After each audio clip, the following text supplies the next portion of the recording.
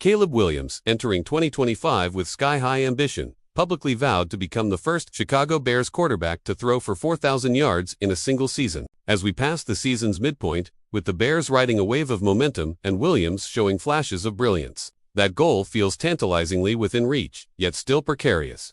The question now, can he actually pull it off, and maybe even crack 30 TD passes along the way? Through 11 games in the 2025 season, Williams has compiled 2,568 passing yards and 16 touchdowns. That puts him on a pace that, if maintained over a full 17-game season, would yield about 3,959 yards and 22 passing TD. This pace underscores why many believe 4,000 yards is within his grasp.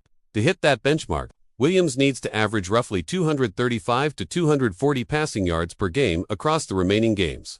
That is not far off what he's been doing recently in his latest outing. He threw for 239 yards and 3 touchdowns in a win over the Pittsburgh Steelers. But there are hurdles. While the yardage pace is close, reaching 30 touchdowns is a much steeper hill. To hit 30, Williams would need nearly 2 TD passes per remaining game, well above his current average. Injuries, defensive scheming by opponents, or a dip in consistency would all make that much harder. Moreover, Williams's completion percentage around 59.2% is among the lower marks for qualified QBs this season. Windy City Gridiron. Some of that can be explained by the aggressive nature of his throws, deep balls, and challenging intermediate routes. But efficiency does usually help sustain drives, rack up yards, and lead to more scoring chances.